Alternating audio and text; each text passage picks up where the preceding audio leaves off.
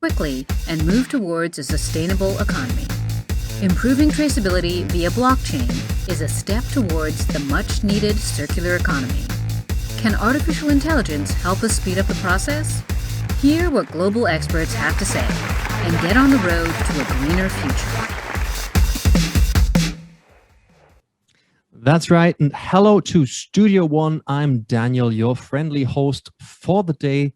And you heard it. We'll be talking about the most pressing issues in the world. And the first block we're going to be covering is Greentech and circular economy. So in other words, how are we going to save this little beautiful planet? Before I show you the first speaker, let's roll the intro.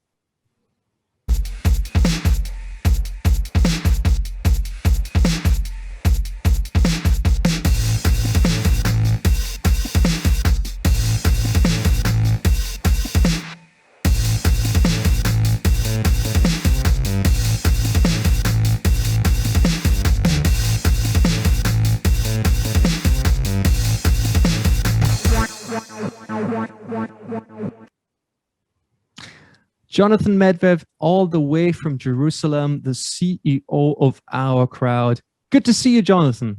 Thank you, Daniel. Good to see you. And good to see you. And your topic is, short version, will unicorns save the planet? Let's find out. So. I hope so as well. This stage is yours. Thank you. Very good. Thank you, Daniel. And good morning or good afternoon, wherever you are in this beautiful world of ours.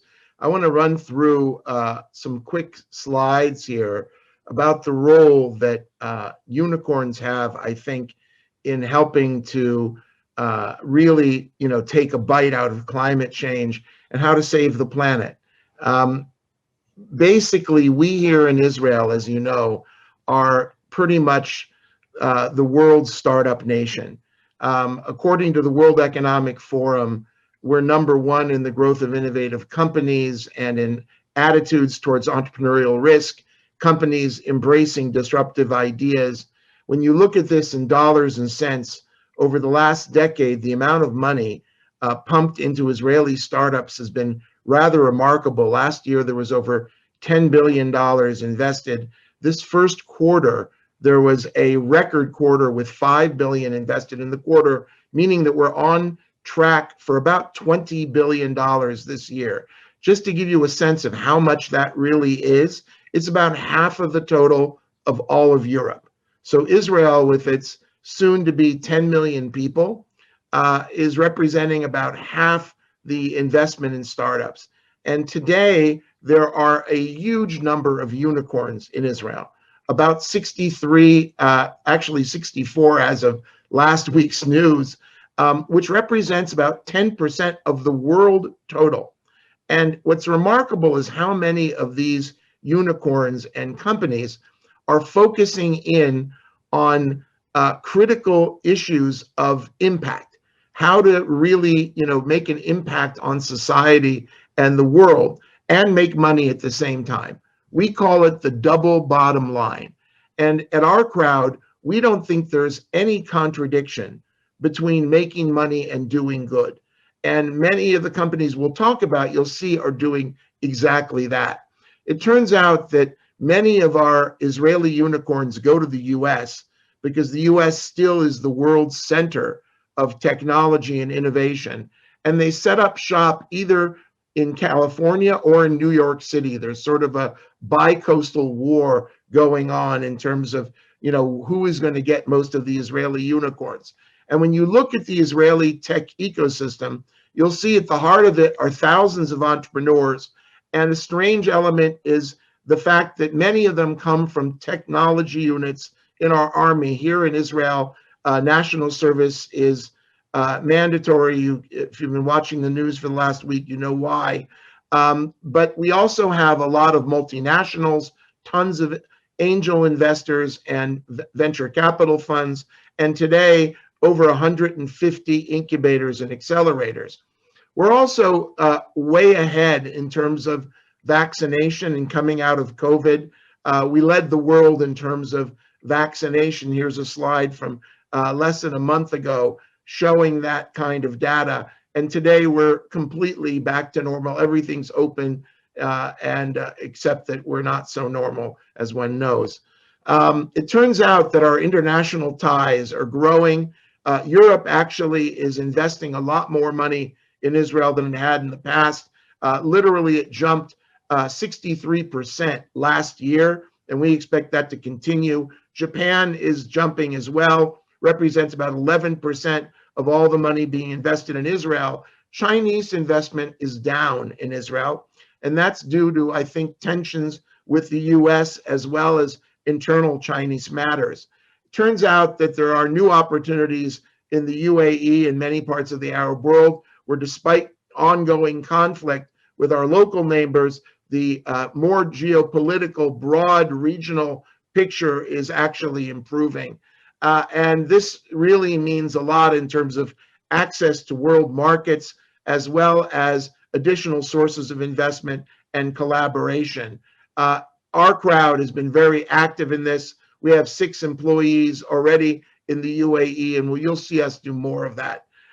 It turns out that in Israel, many of our companies are now focusing on B2C. It used to be that Israel was the home of B2B, where literally every Israeli company was focused on businesses per se as customers. Today, according to a recent Facebook report, which I would urge you to download, it's really great, 38% of Israeli companies and startups are going directly after US and other consumers. And whether it's companies like Fiverr or Lemonade, where we were investors, Next Generation Insurance, or companies like Wix, they're going right up against the big US companies and saying, let's tango here. Now, Israel also plays a huge role in semiconductors. Turns out that Intel alone has invested over 50 billion in Israel over the last several decades in terms of Israeli semiconductors. But now Facebook, Microsoft, Amazon, and Google have announced plans to open up semiconductor design centers in Israel. So you're going to see this really continue. Just a few words about our crowd, and then we'll get into some great companies. We are today a global platform. We're managing close to $2 billion in investment, but we're democratic. We source this investment from our nearly 100,000 members who come from 195 countries. We have offices all over the world on literally every continent, soon to be Africa, thank God. And we back leading companies. What we do is we let people choose their deals, and they can actually invest in a single deal at $10,000 on up. The deals are selected by us. We're not paid by the companies. We take management fees and carried interest from our investors, and we try to deliver to our investors some of the best deals in the world. And we are the most active venture investor in Israel, according to PitchBook. Our portfolio is highly diversified, ranging from healthcare to software to fintech to semiconductors to food, energy, cannabis. All of these are here. And by the way, if you would like my slides, please be in touch. I'm John in our crowd. I would love to hear from you and see if I can help you with that.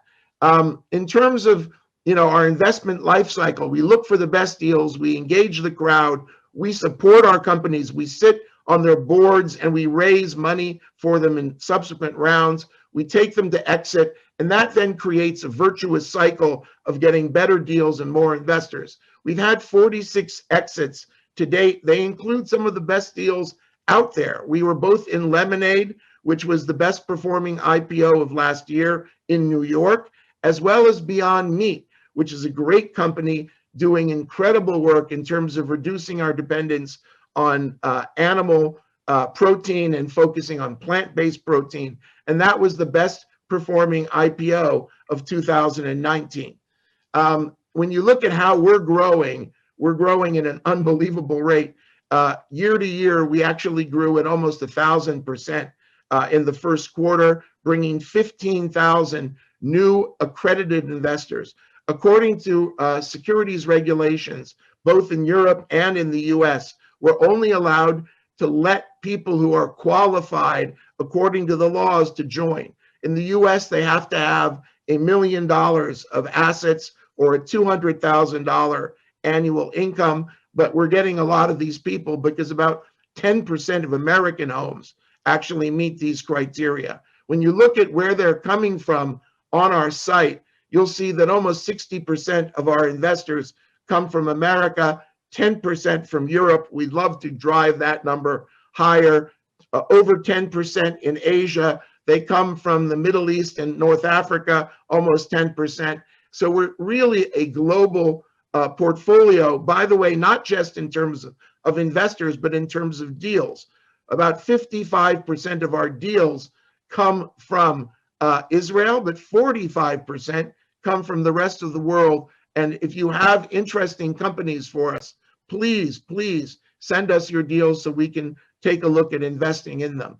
What we really offer people is our global network, which consists of not only 100,000 investors, but distribution partners, over 1,000 multinational corporations, venture capital funds, countries. We are really the most global investment platform in the world today. Even though we're headquartered in Little Israel, we have a very strong global presence. We every year, except for last year, actually last year we did it in February before the crisis. This year we're not doing it, but we're going to do it next year. So it's our Global Investor Summit, where we have over 20,000 people come to Jerusalem, Israel. We look forward to welcoming you here in 2022 in March, and we'll be sending out information. Again, get on our mailing list so we can contact you.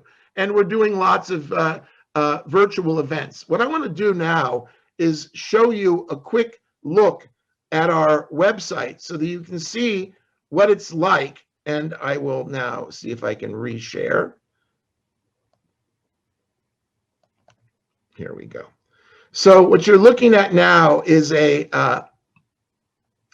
picture of the Our Crowd live site. And the live site is really, quite a remarkable thing, where you get to see different companies and take a look at their investment opportunities. So here, let me see if I can get this to be bigger. And at any given time, there are 20 to 25 of these opportunities.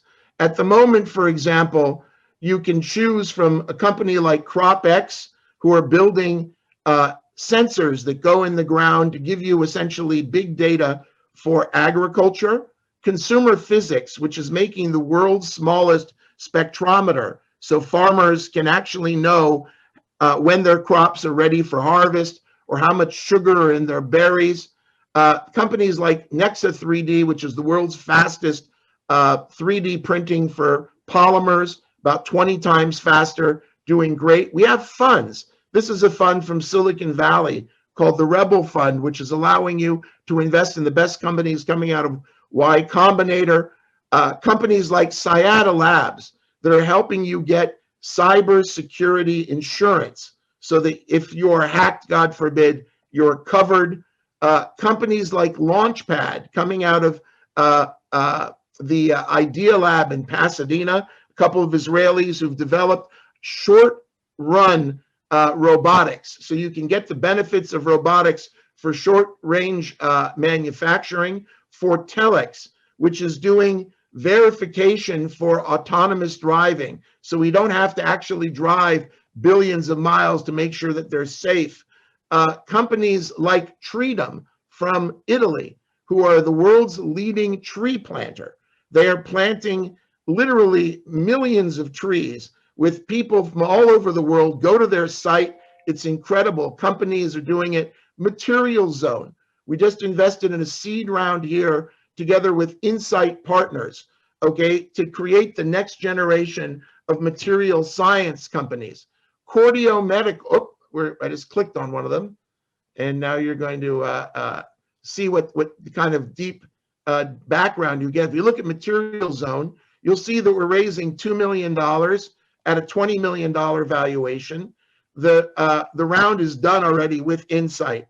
You can get background on the CEO and his or her team, who they are, who are you backing. You get a description of why we're investing. You then get their presentation, okay, on your desktop or your mobile phone as though they were presenting to you personally. So you can see all that material.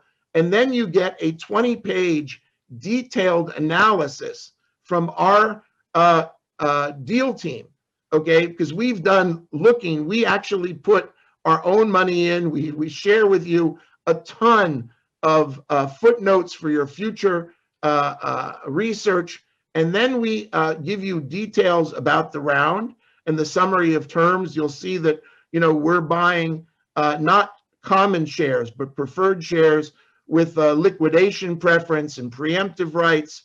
And then we invite you and all of our members to a webinar. So you can spend an hour or 40 minutes or even more with the management of the company, and then we put it on the site. We do this for everybody, and then you're able to click the investment button, and from amounts as low as $10,000, you can invest in these deals. And that's what we're doing for every one of our companies. I'm going to go back now and share my slides one more time. And here we are. And we'll just share with you a few more of these companies that are changing the world. So we're very proud to be invested in Plenty. Plenty is the world leader in vertical agriculture. They are building essentially the new farms of the future in 9-story buildings. They're using only 5% of the normal water that you use to grow fruits and vegetables, except they don't grow them in dirt. It's all it's all advanced hydroponics.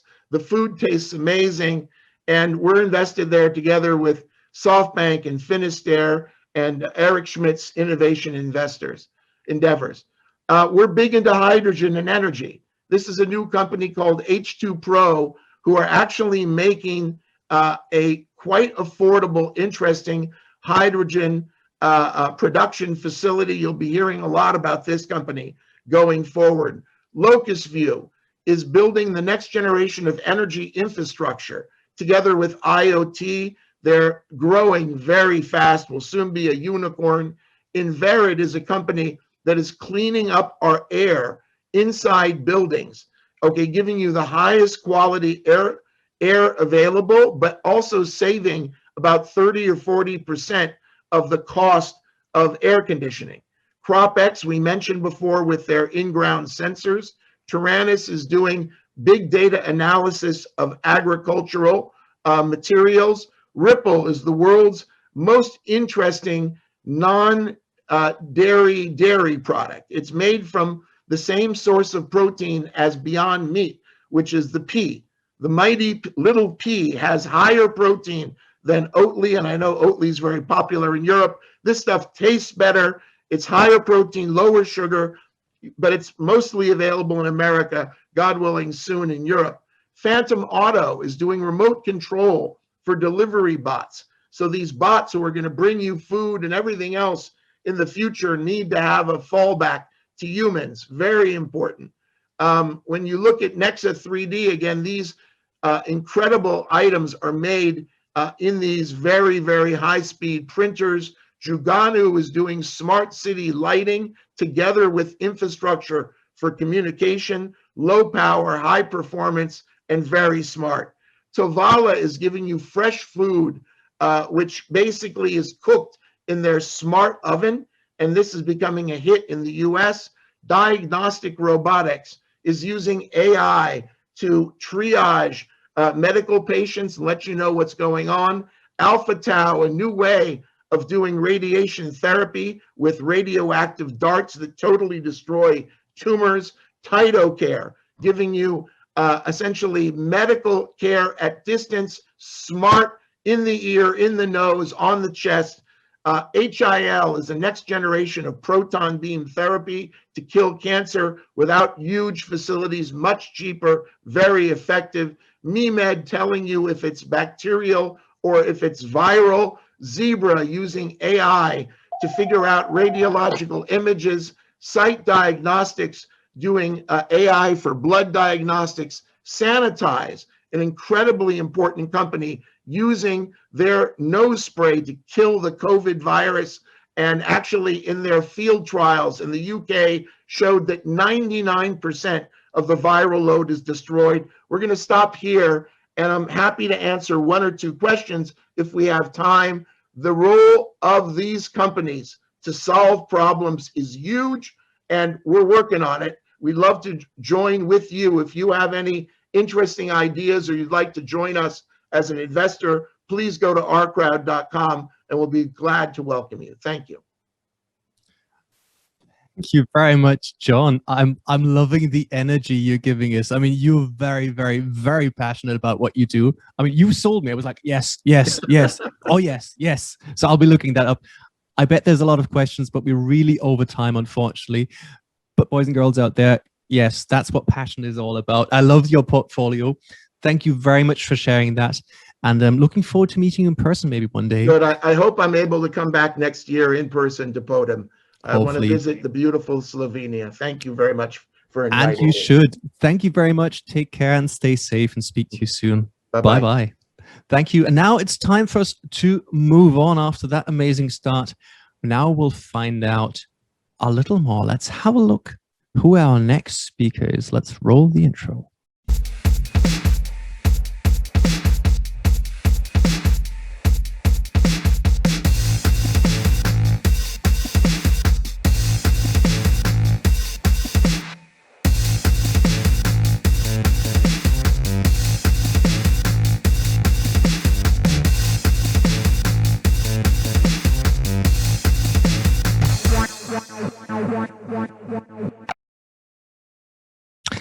And here she is, the founder and CEO of Kleiderly, Alina Bassi. Hello, Alina. How are you?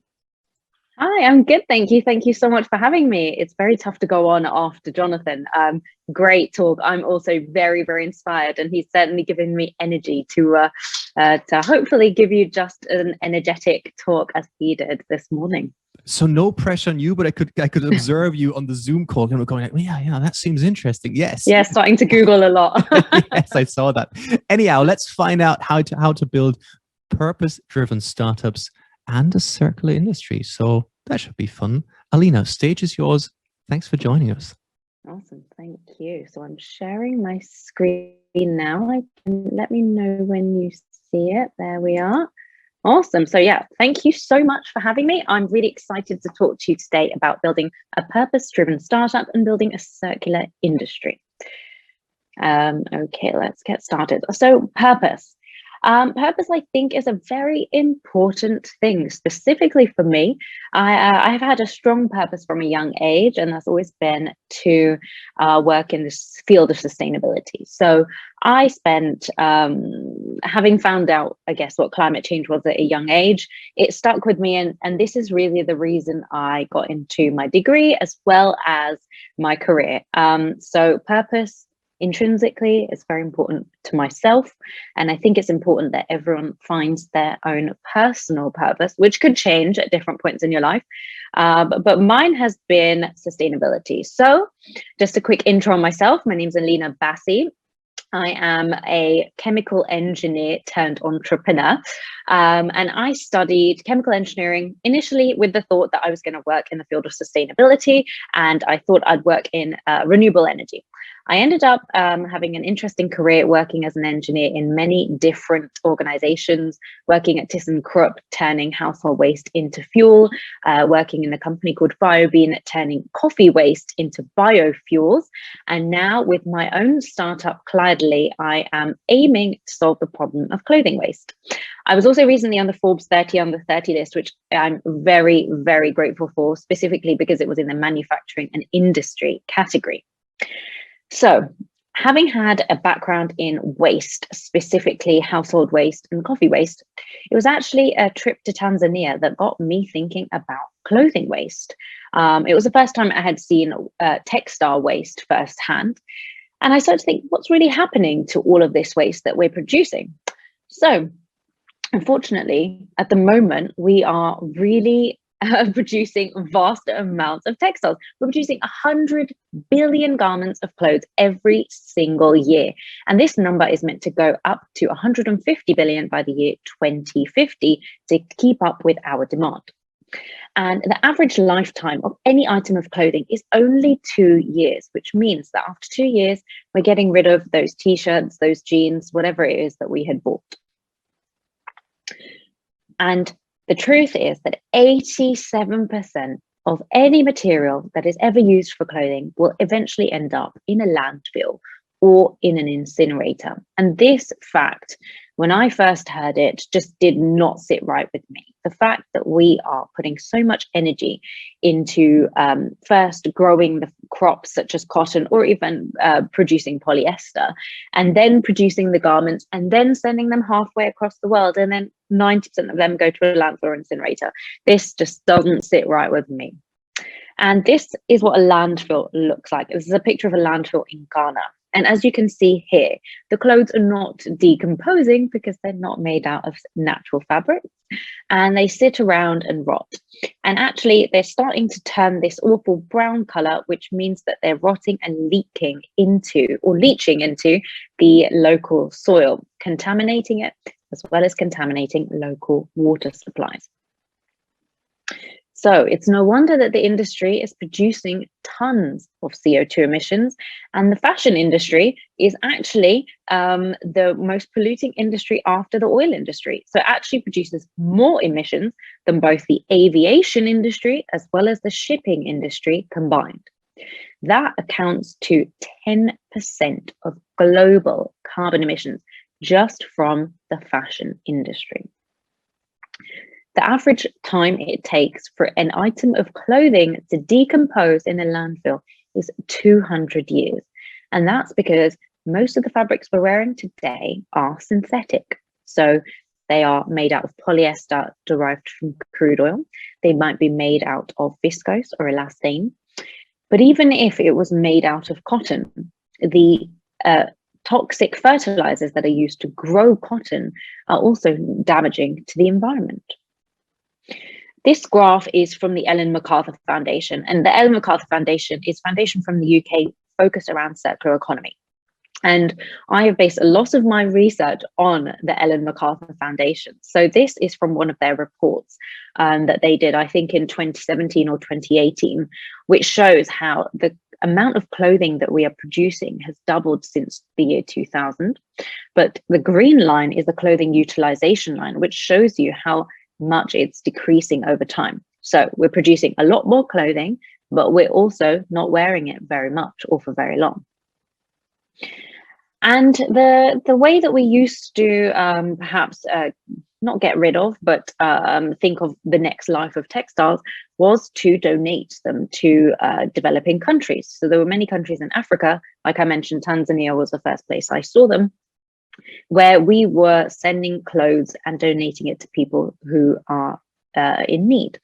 But most African countries don't want our clothes anymore because we are sending them tons of clothes. Perhaps 20 years ago, we were sending them good quality stuff that was lasting a lifetime. But now they're getting low quality goods that are usually made out of polyesters and fabrics that really just don't last very long or may not fit well.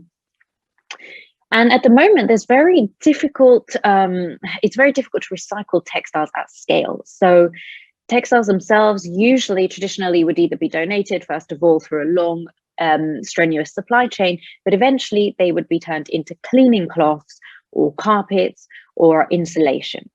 But now, with us having doubled the amount of clothing we produce in just the last 20 years, it's very difficult to recycle such large volumes at scale.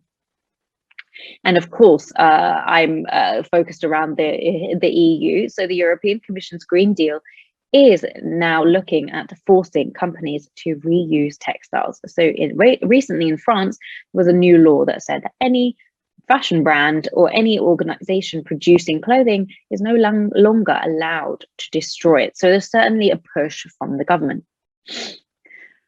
The second thing I'm going to talk about, which is slightly related, is oil-based thermoplastics. So we all know that Plastics are derived from crude oil, which is a non-renewable fossil fuel. And just by burning it or using it, we are releasing CO2 emissions and contributing to global warming. 6 kilos of CO2 are produced per kilo of plastic produced. And just to give you a very simple example, I mean, we all know about plastic. We all know where it's used and how it's used. But something that was shocking to me, specifically focused on the fashion industry, was clothing hangers. It's something that you don't think about. It's in everyone's home. It's in every store. It's in every shipping box where you're ordering clothing. But 8 billion of these go to a landfill every year. And again, they're made from polystyrene or polycarbonate, and they don't decompose again for another 200 years. So our fashion habits are really contributing heavily to global warming. When a clothing hanger ends up in a landfill, again, it leaches toxic chemicals into the groundwater and contaminates local water supplies. So we have a solution for these two problems. We have produced the world's first plastic alternative made with textile waste. And by this, we solve 2 problems at once. We've developed a patent-pending technology to recycle textiles containing polyester, cotton, viscose, elastane, and blends of all of these fabrics into what's called Greentech pellets. And these pellets can be used in existing plastics machinery, in injection molding or extrusion molding to produce anything from tables to chairs to packaging. We collect textiles from lots of different suppliers. So we have textiles from local charities where they get 10,000 kilos of donations every single week here in Berlin. But we can also collect in other parts of the textile supply chain. We could collect in offcuts from the production floor, unwanted or unsold goods, or even defected goods. We can take both pre and post-consumer. And this is an interesting part of having a circular business. When you have a circular startup or a circular organization, you're not just planning what you're going to be retailing, but also planning your incoming waste stream and how you balance the two to ensure you don't have too much of one or the other. So having worked in the coffee waste sector and having built a plant that was recycling coffee waste into biofuels, I understood in my experience how hard it is to build these strong supply chains when you're working in the circular industry. So coffee waste in itself is not as easy to obtain, even though there is tons of it. You have to create strong supply chains. However, with textiles are everywhere. Every German citizen, and I'm talking about Germany because I'm based in Berlin, produces 6 kilos of textile waste every single year. So there's more than enough textiles in Europe itself for us to not even look at other parts of the world as of yet. So your unwanted t-shirt that you might be wearing now but may not wear in 2 years could be worn as your glasses frame. And with that, you might be wearing it for much longer. By this, we're creating a truly circular economy whereby textiles can be reused within the fashion industry for another fashion item. But that's not the only thing. We've produced products such as clothing hangers, anti-theft security tags, and we're also producing furniture. So in all of these cases, we're replacing many different types of plastic. In eyewear, we're replacing acetate. In clothing hangers, polystyrene. In anti-theft security tags, ABS plastic, and in furniture, polypropylene. So this really is creating a circular economy. And the reason why a circular economy is very important is if the EU were to incorporate in a truly circular economy, we could halve CO2 emissions by 2030. That's a really powerful statement. And if we can do so, if we can really reuse everything that we're producing, we can make a huge impact. And that's the reason why I'm focusing my career now around the circular economy. I believe that education still has a huge part to play in circular economy and purpose-driven startups. Having founded Clydely 2 years ago, I've noticed that a huge part of starting Clydely has been educating not just myself, even though I have the background, but to improve my knowledge, but also really educating everyone I'm speaking to about this problem of textile waste and how this is a huge problem that we don't know enough about, but we need to. And one thing I really hope is at some point that textile waste becomes as known as the plastic straw problem. And soon we start to think of new ways to reuse textiles over and over again. There are endless possibilities with the material we have created. As I mentioned, we produced clothing hangers, anti-theft security tags, we can produce eyewear, and even furniture. But think of a world where everything is circular. For example, your suitcase is made out of old textiles and it's carrying new textiles. Or perhaps think of packaging, where the packaging that you receive your clothing in is made from old textiles. There really are endless possibilities. And the most important part of any of this, for me, being a purpose-driven entrepreneur, is how much global impact we can have. By diverting textiles away from landfill, where 445 kilos of CO2 equivalent are produced per ton of textiles in landfill, we save 85% of CO2 equivalent emissions. And by producing a kilo of our material, we save 3 kilos of CO2 equivalent. And without this, to be honest, being a purpose-driven entrepreneur, if this wasn't the case, I wouldn't be doing what I was doing. So purpose is really important because purpose keeps you going. Being an entrepreneur is a tough journey, and especially during COVID times where you can't meet people and you've really got to get your passion across on the screen. I think if you didn't have the intrinsic purpose of the thing that you're trying to solve, it's very difficult to go through this roller coaster of a journey, but it's what keeps me going. The fact that I have the possibility to potentially create a huge global impact with Cladly. And of course, we're focusing on UN SDGs. So specifically with our startup, we can have an impact on SDG 9, 11, 12, 13, and 17. And I think 9 to 13 are quite obvious, but 17 is an interesting one. Creating partnerships with important stakeholders within the textile industry, as well as the plastic industry, is vital to us. So if you are working in any of these sectors or have an interest in what we're doing, then please do get in contact. Before I go, I have a shameless plug. So we are currently raising a seed round via Seeders, which is a crowd investment platform, which means that anyone, if you believe in our mission, can invest over 10 euros in our startup. We're also supported by EIT Climate Kick, which is one of the EU's most widely known climate impact supporters. So they have supported up to 2,000 startups, and now we're one of them getting supported to raise this round via Seeders. But also, just to let you know, we're also taking tickets outside of Seeders. So whether you're a small investor wanting to invest in Seeders, definitely check out the link. But if not, then feel free to contact me. LinkedIn is probably the best place. Just search for my name, Alina Bassi. So I hope that you are a part of our mission to help convert clothing to reduce the world's fashion footprint. See the problem, wear the solution. Thank you very much. And thank you very much, Alina. That was like easily holding your ground with John. That was and on the dot. That was fantastic. Like 20-second question. I'm understanding Chanel invested in you. Is that right? No. No, but I do wonder where you heard that. I kind of heard the rumor somewhere. It might be wrong, but tell us now, how long will it take until companies like Chanel and so on would produce their sunglasses with your product? To be honest, I think it could have certainly happened much quicker than I had liked.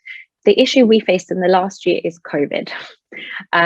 Given that the fashion industry was really heavily hit and they didn't know how they would survive through the pandemic, we were where we were getting a lot of interest, and we still do, it certainly slowed down slowly through COVID. So I think that now that I can start to see some light at the end of the tunnel, I think the fashion brands also do too. So we're starting to see that some brands know when they're going to open again, with many Paris-based companies thinking to open in September. So slowly and but surely we're ramping up very quickly. And there are quite a few brands that we're working with, which I may not be able to name at the moment. Maybe not Chanel, but some others who might have glasses made from our material. Can you name one? Like one? I can. It's a very well-known one in Germany. So you probably know Otto. Otto Sure. is a second largest e-commerce retailer after Amazon in Europe, and they have been supporting us heavily from day one. So we're working on quite a few exciting things with them. That's amazing. Alina, thank you very much. I'd love to talk with you longer, but time is flying. Amazing. No worries. Very Thank you nice so much. meeting you. Thank you very much. Take care and stay safe. Now, let's have a look who the next speaker is. You know what the drill is. Let's roll the intro.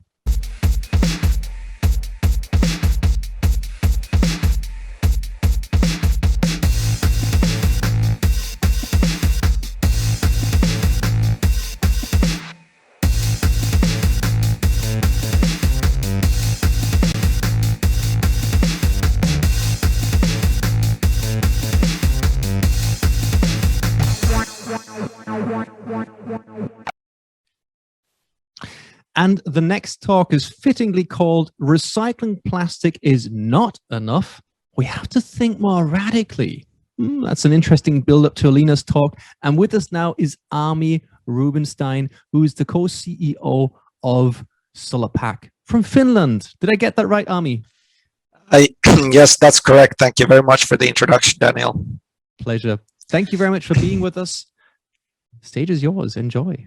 Thank you very much, and thanks very much for Alina for her presentation. And and as she was mentioning, a lot of things in her presentation apply to us as well. And we need everyone to work together to make this planet a better place. And your comment about Chanel actually applies to us. So Chanel was our lead investor in our previous investment round at Sulapak. So that's probably where you have heard it from. Sulapak as a company was founded in 2016 by two doctors in biochemistry who were thinking about what they could do to leave a better world for their children and for generations to come. And it didn't take them long to realize that tackling the plastic waste problem would be the best use of their expertise. And if we look at the plastic waste problem as it is today, over 300 million metric tons of plastic is produced every year. And roughly 40% of that gets collected in the European area, and roughly 10 to 15% of the material actually gets effectively recycled. And if we look into 2050, with the current outlook, the amount of production is going to almost quadruple on a yearly basis. And even in the most optimistic scenario, we will only be able to collect roughly 70% of the plastic that has been produced.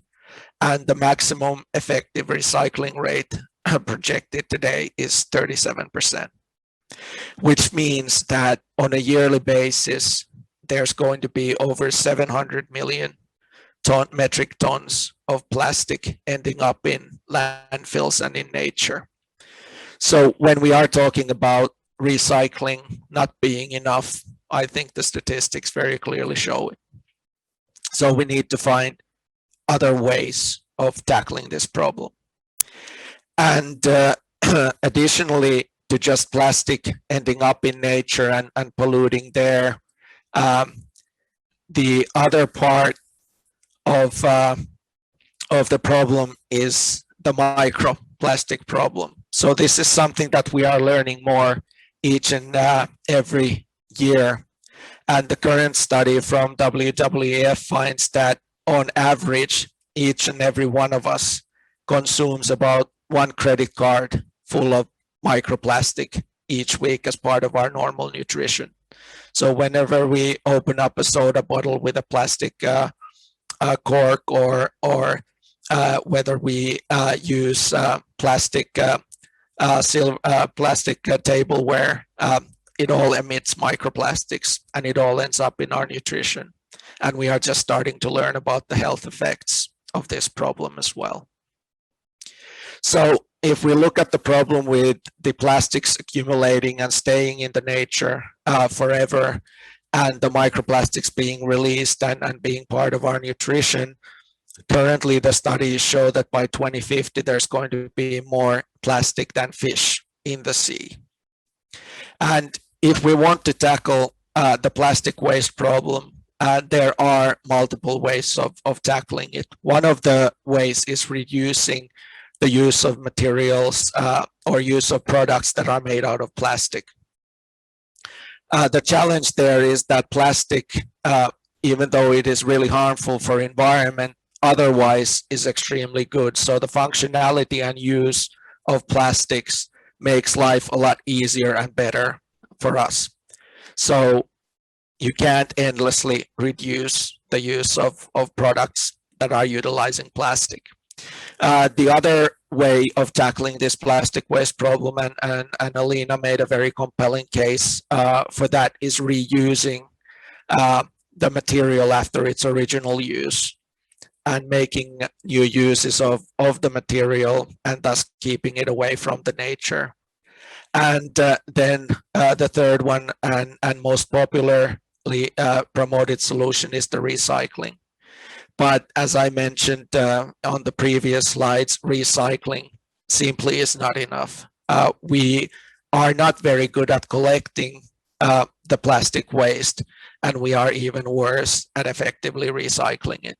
And every day you can read stories like today about plastic waste being taken from the UK to Turkey and then actually getting burned and polluting the environment rather than actually being recycled.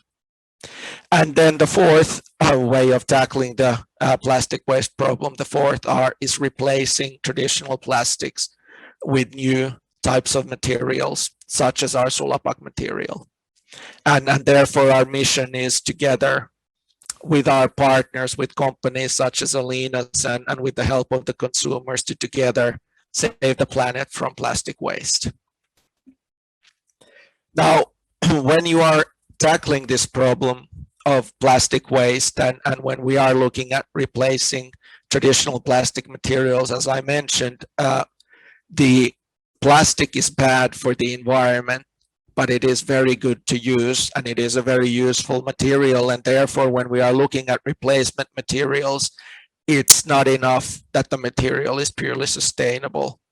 So even though sustainability is at the core of everything we do at Sulapak, there are a couple of other principles that are really important to us. So one of those things is that we want our materials to be beautiful.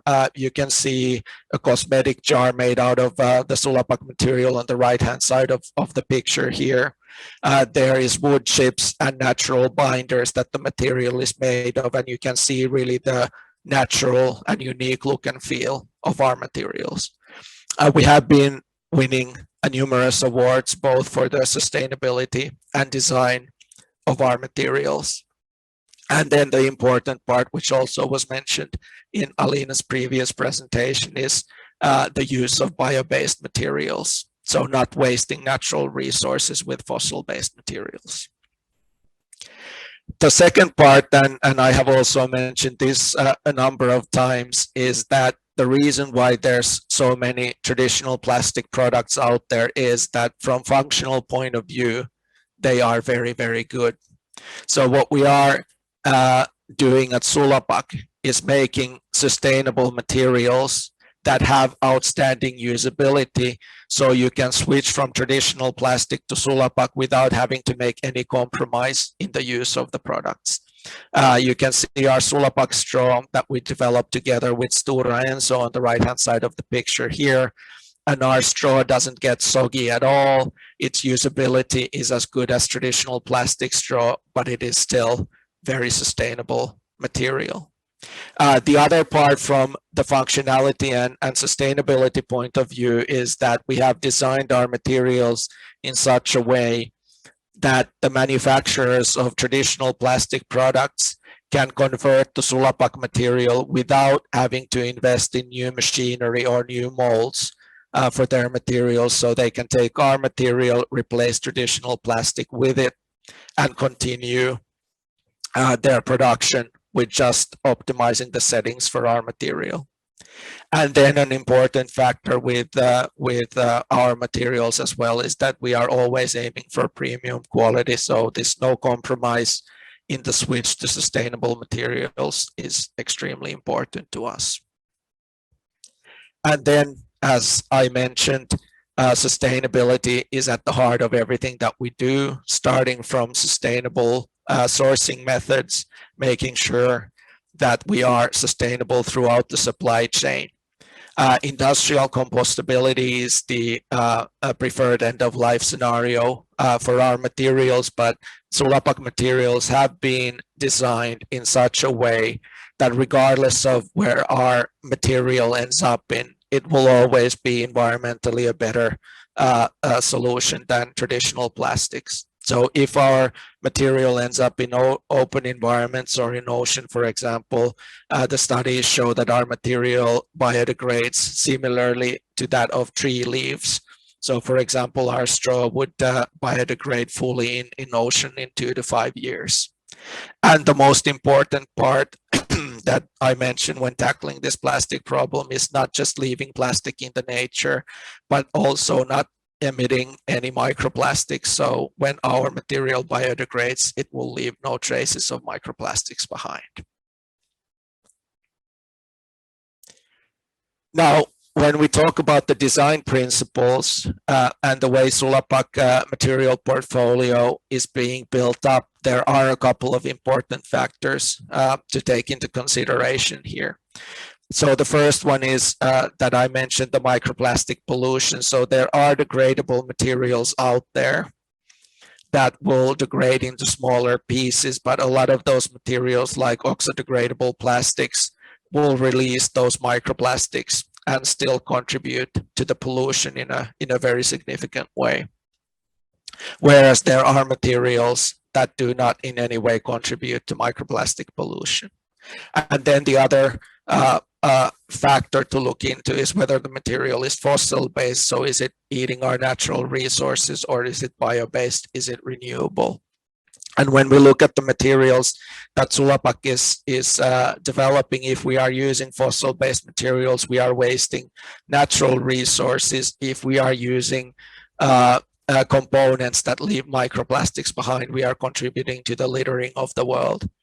And our design principle is that none of our materials release any microplastics whatsoever. And we always try to maximize the bio-based content of our materials while still maintaining that excellent functionality that we all talked about. So we want to provide solutions for consumers that help them make sustainable choices without having to compromise on the usability or aesthetics of their products. If we look at the Sulapak portfolio, the way we have built our business is that we have our material portfolio, which consists of injection molding and extrusion materials. So in the injection molding, we have two product families or material families. We have the universal, which you can see on the left-hand side, but the right part of the jar, which is made out of small wood chips. And then you have the premium material on the left, which has these larger, more visible and clearly natural looking wood chips as part of our material. And then in the extrusion materials, we have our flow grades, which can be used for making straws, cosmetic pens, or things like that. And our goal is to be the de facto replacement for traditional plastic materials in majority of injection molding and extrusion applications. But we have also been part of making some ready-made products that you can see on the right-hand side. So our story very strongly started from the cosmetics packaging, and that is one of the reasons why Chanel is behind us. We have from there expanded to supplements and luxury packaging such as watch boxes or jewelry boxes. And then, of course, a lot of plastic waste is being generated through the use of single-use products. And there we have materials and end products for making straws and cutlery out of sustainable Sulapak materials. So to summarize, what we do is we're trying to help save the world from plastic waste. Over 700 million metric tons of plastic waste will end up in nature by 2050, year by year by year, unless we radically change something. The microplastic emissions currently are a credit card per week per every individual that we consume as part of our nutrition, and it's growing all the time. And in order to tackle those problems, we need to find materials that function as well as traditional plastics, are beautiful, so that it is something that the customers want to use. It has its unique look and feel, but it's sustainable throughout the value chain. It will not leave any traces behind when it biodegrades, and it is sustainably sourced. So that is our view on how to help save the world from plastic waste. Thank you very much. And thank you very much, Ami. Really interesting listening to you. And what I like so much is that you, for me, kind of besides a lot of the technical aspects you do, it seems to be that the aspect of having a desirable product seems to be key. You say it's essential that you have something that's beautiful, something that wows the customer. Now, my gut feeling is, and again, I hope I don't insult anyone, but my feeling is, in the field of sustainability and many other solutions I see, this seems to be a non-target for most. How do you see that? I think you are true. And once again, when we are tackling the problem of plastic waste, for example, no player alone can solve the problem. So we need a plethora of different solutions, different types of materials to replace the traditional plastics.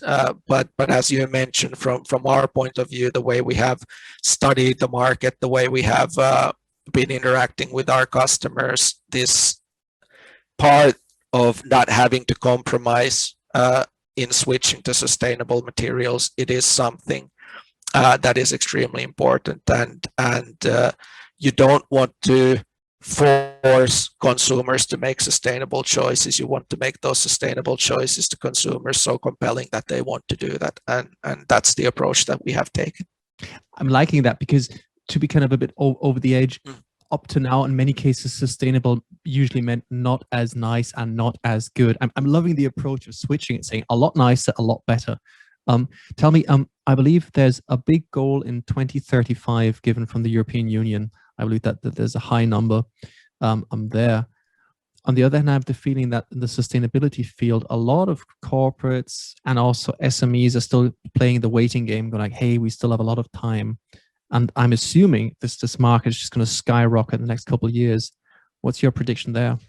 I think you are correct. And I think that whilst the legislation and regulation is helping drive us into more sustainable direction, oftentimes it's fairly slow, it's fairly clumsy, and it's making it very difficult for companies to know what is truly sustainable and what they should do now, which oftentimes leads, especially during the COVID times like now, to them not doing anything.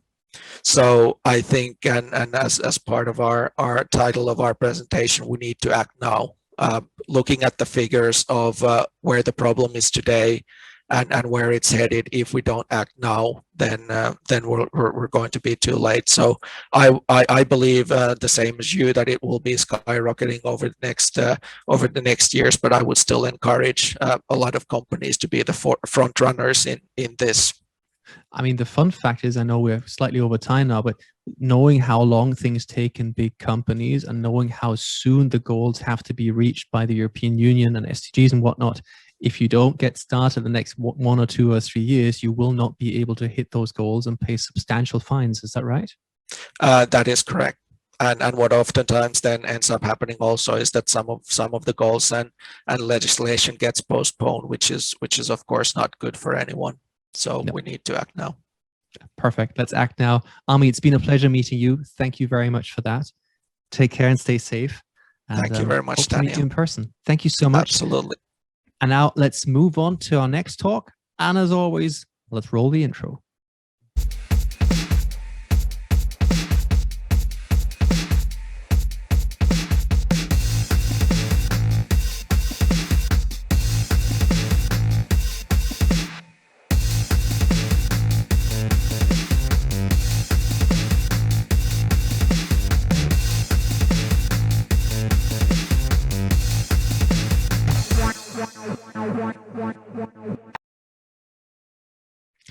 And the talk is called How Trust, Traceability, and Technology Relate to the Sustainable Development Goals. Let's find out. Here's Louise Mercer, the Chief Experience Officer of Everledger. Hello to, I believe, Australia. Is that right? Hello.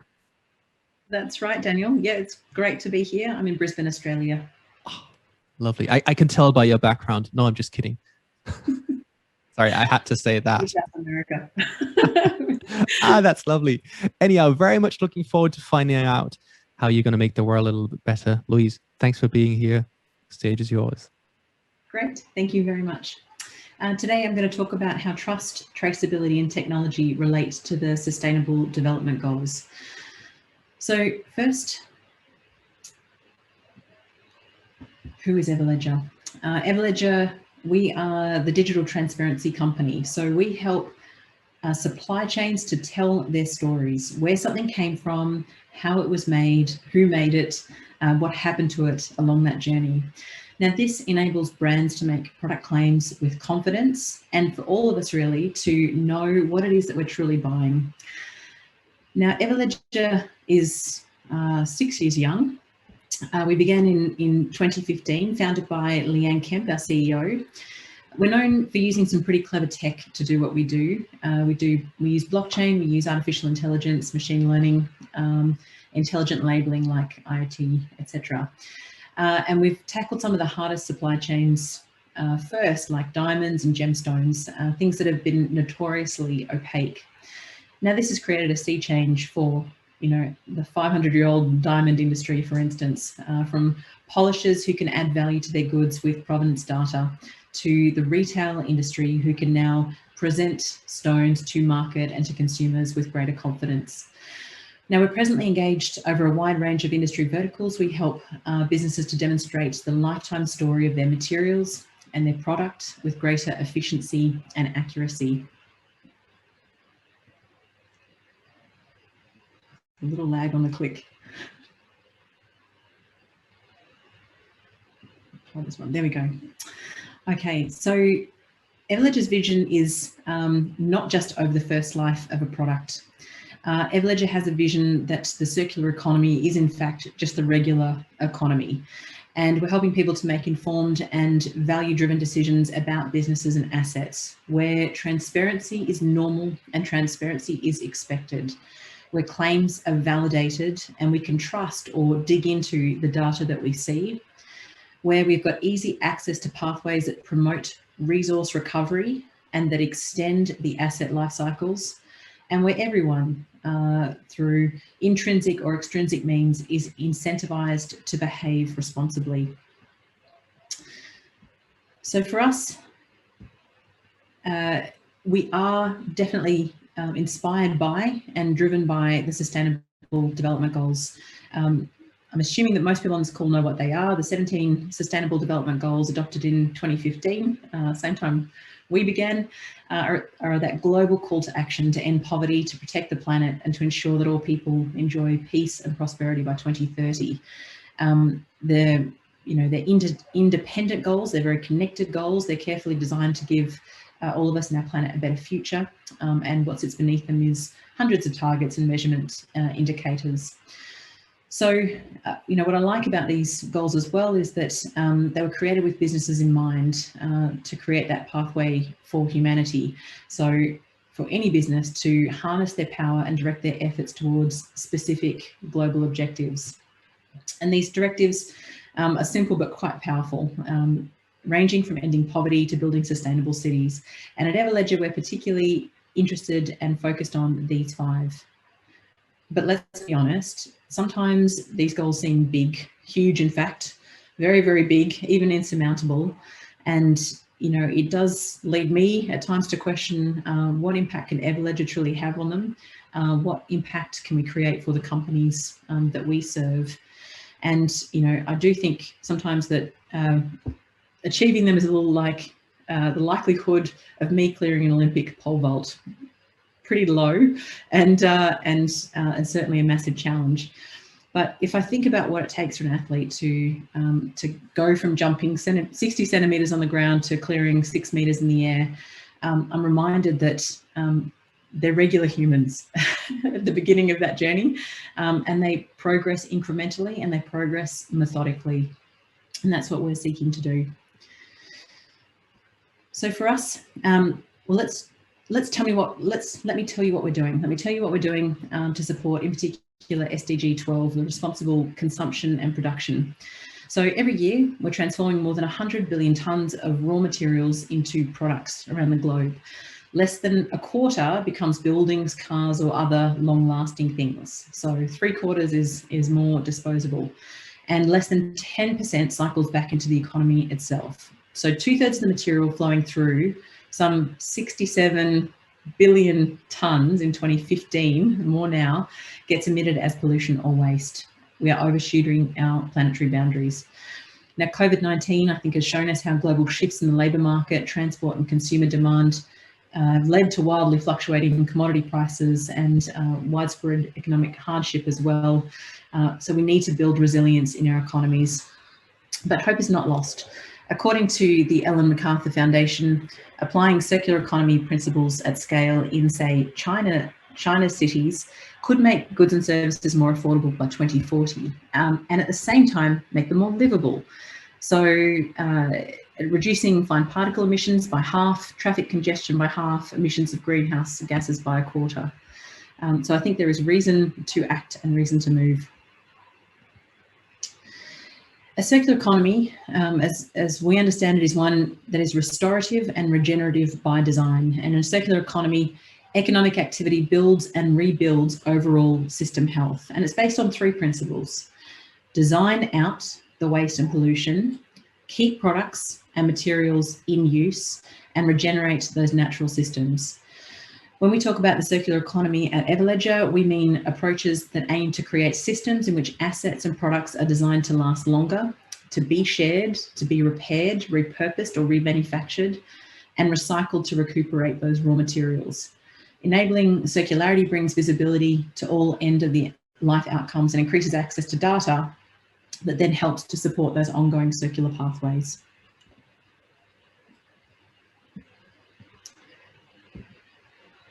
Now, there's 4 key phases to the circular economy of an asset. We've got production, which is where energy and resources are processed and leveraged to manufacture products and materials. We've got resale and collection, which incorporates the first sale and use of a product.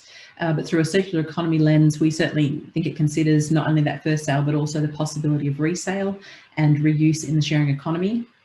We've got life cycle extension, which refers to repair, refurbish or repurposing pathways that enable assets to stay in use for longer, which is, of course, a critical goal of the circular economy. And finally, resource recovery covers the disassembly and recycling of assets into their raw materials so they can be reused in production.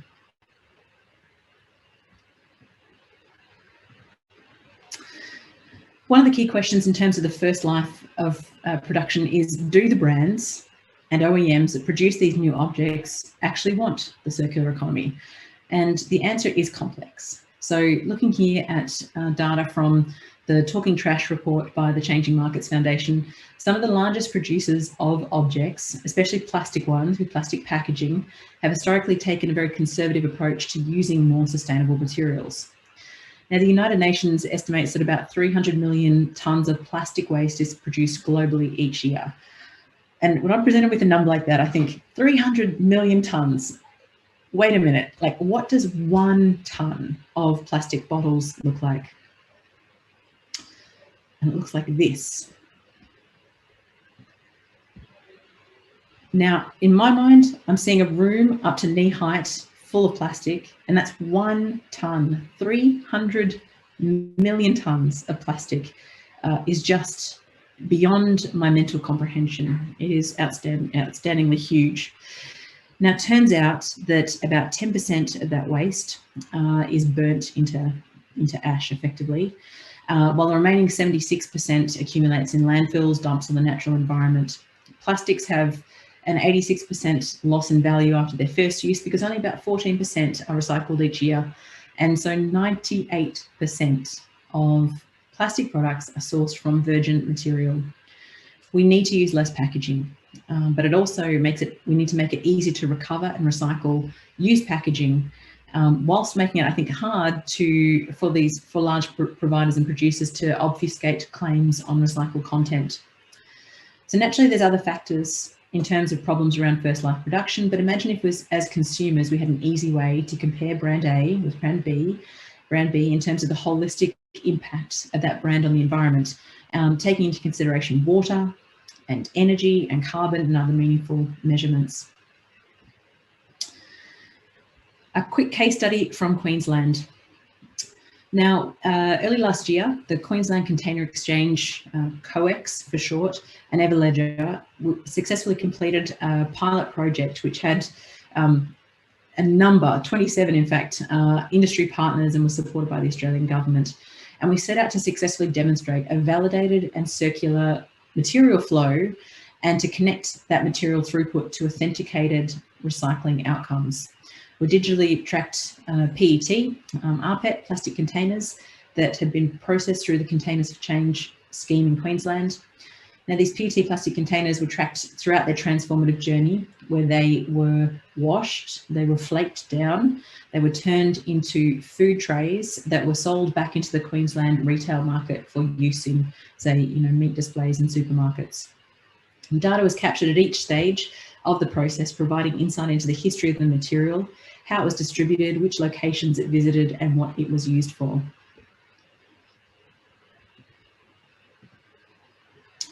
Products were connected by recycling through to second life and beyond. Traceability provided certainty around the resource origin. Data was validated at each stage that enabled proof that the product supply chain, and connected the credentials of those suppliers to that part of the process. It created, through our blockchain backbone, an independent and immutable record of the events that relate to the movement of that object, and which has created a lasting trail, right, of verifiable evidence to support claims that the resulting plastic food trays were made from the originally sourced Queensland rPET and recycled through that process.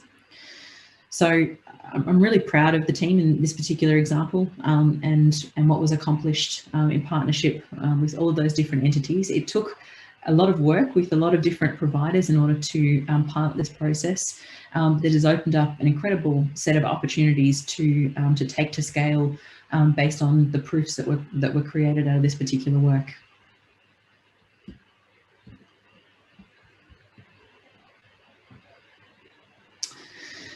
So I think it's also fair to say I'm very proud of the work that Everledger does in its diamond and gemstone space, because simply, traceability and using technology to demonstrate the origin is a fantastic vehicle for economic inclusion and creating paths to market from communities that might have otherwise been excluded. Play this briefly. Mimi nashukuru kwamba nimefaidika kidogo kwa kuwa naweza kupata na kununua chakula nyumbani na kuweza angalau kuwapa watoto na kurudi kwenda shule.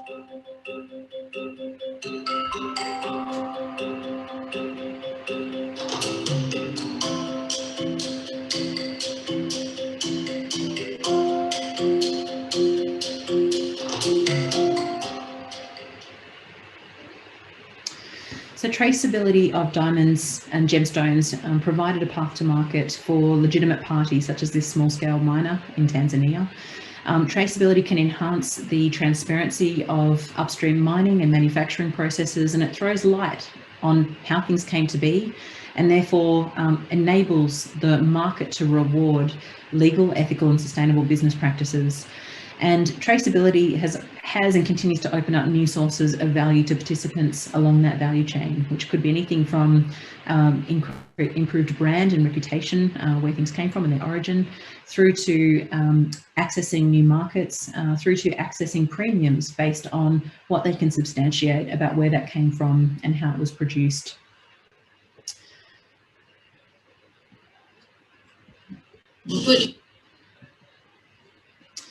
Another client that we work with in Queensland here is the world's biggest garage sale. I can't reveal these particular metrics and who they're from, but what we've been working on with them is how they can help their parties who are often large manufacturers of anything from apparel to office furniture and all manner of goods that are typically that typically result in large amounts of, returns and landfill and things like that when they're broken. The world's biggest garage sale takes those items in and either repairs them, perhaps debrands them and repurposes them for sale.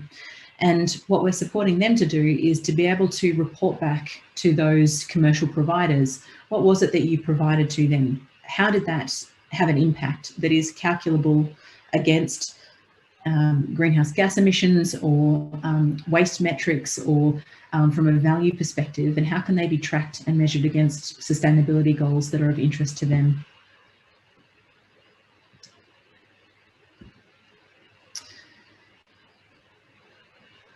I'm going to, in the interest of time, keep going, I think. So let me tell you a little bit about the Everledger platform and how we're doing what we're doing.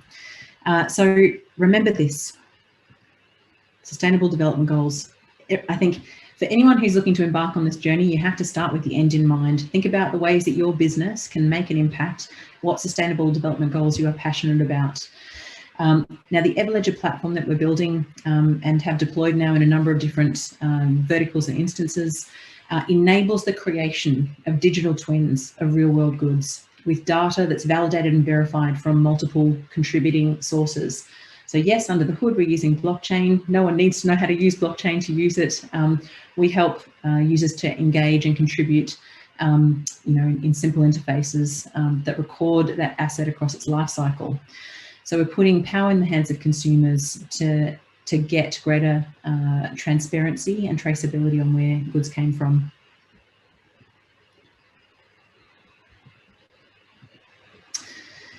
Where can you start? Well, I think most businesses can start by telling a better story about yourself as a business and your products and where they've come from. We help to secure the authenticity of products. We help businesses to engage their consumers or their B2B purchasers with this story, and it can be online, it can be in store. It supports a variety of interactions. And we also enable businesses and end consumers to claim ownership of assets in a secure vault once they've purchased them. And these claims, of course, backed up with verifiable information. One of our clients, Brilliant Earth, tells the story on their e-commerce platform in this way. So they're telling a story of chain of custody, they're telling a story of origin, they're telling a story of responsible manufacturing and production, and they're showing the authenticity of that asset through its journey. I think where this starts to really materialize some significant value is when you go deeper and substantiate those claims. So our platform supports retailers sourcing from manufacturers, for instance, sourcing that elusive stone where it has a backed up claim in the diamond world. And that helps cut through, I think, the noise of the market and say, I want to present this asset to a consumer with this substantiation and backing, and this is how I'm going to do it. So whether your goals are to demonstrate that you produce things legally or ethically or sustainably, or whether you're looking to find goods that meet requirements that you have to take to market, that's where we can really help you. We're working all the time with new verticals and new claims summaries. Here you can see, a number of compliance badges, if you like, which are shortcuts to understand what claims are being made about this particular product or process, and how are they substantiated? Are they self-declared, or are they declared with independent information? Now, we're not the police in this. We're not an auditor. We are a digital transparency company that's creating the means for different businesses to tell their story and to tell it with greater evidence and triangulation of evidence from third parties. And so by enabling this identification and tracking of first life products, and we're much wider than diamonds now, we're in apparel and plastic bottles and all sorts of different categories. We help measure and enable you to drive the management of those goals further in the ecosystems that matter to you, and for those actions to be reported on with hard data, and for the materials that are in use to have the hope of a second life and to be appropriately reused, refurbished, recycled for companies that are looking to make that effort. And this is bringing visibility. It's bringing visibility into the compliance that's taking place, and it's bringing visibility into the claims that are being made.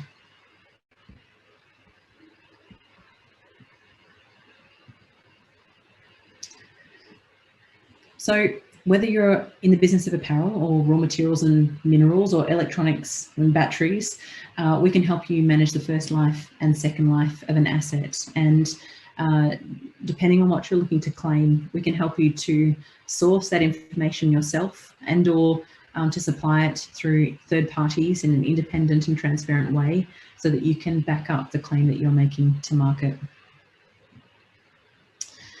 We're expanding in terms of how we're doing this constantly, creating additional ways to capture that information in the real world, enriching our verification standards, finding new ways to solve for chain of custody challenges, such as using mass balance, dealing with fungible materials like wools and cottons and all sorts of things that aren't as easily singularly identifiable as some assets are. We are enabling more marketplace discovery, so discovery of supply that meets criteria, and discovery of buyers who are looking for such goods and services. We're also working to enable incentives, so means by which we can drive the ongoing engagement of parties so that circular economy is the normal economy, backed up with intrinsic and extrinsic rewards. And for ultimately exchange to take place. So if you're interested in what I've talked about tonight or today, I'd be really keen to connect with you. You can visit everledger.io. You can sign up there directly or request a demonstration, and we'd be really happy to walk you through what we have. Critically, we want to understand what you're looking to solve. What is your business challenge? What is the challenge that you've got in sourcing or supplying or substantiating your claims to market? Let's see how we can help you to do that. Thank you so much for your time today. And thank you very much. Now, if there are questions for you, please shoot them in my direction. Now, I'm understanding also, did I get that right? You also initially started off with diamonds. Is that right? Yeah, we started with diamonds and gemstones. We've expanded to luxury and apparel, wine, art, spirits, batteries, plastic. How did you start with diamonds? Why diamonds? Yeah. So diamonds have had a really problematic supply chain. They had finance and insurance walking away a number of years ago because of double counting of assets. If anyone's seen the movie Blood Diamond, sure. DiCaprio, that's a Hollywood adaptation of what is a very real world problem that has existed within that supply chain. So, so for legitimate parties and suppliers in that market, how can you demonstrate that you are of sound business practices, that you are ethical and sustainable business, and help to do that? Now tell me, I mean, some people like traceability and some people don't like traceability. How do industries react to that? Because I mean, being transparent and traceable, yeah, not everyone enjoys that. I think don't know. I sort of feel like we have a lot more interest than people saying no way. I guess if you're saying no way, then you're not going to do it. But I do feel like there's a new normal emerging in the traceability and accountability.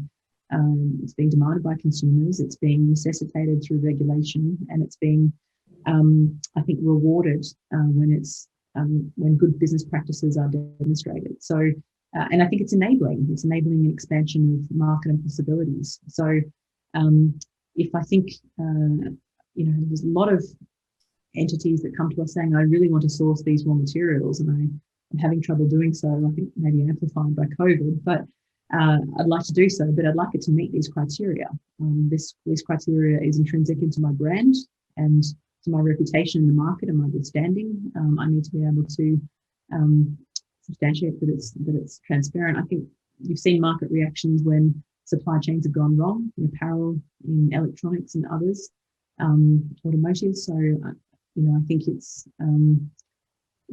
a new normal to provide that transparency. Critically, though, I think the very early models that we conceived of that were very transparent were a little too transparent. So there's still protection in there for intellectual property. There's still protection in there for, supply chain, contractual requirements between parties. And we're not necessarily laying bare someone's supply chain in terms of naming all parties. What we're doing is tracing the asset.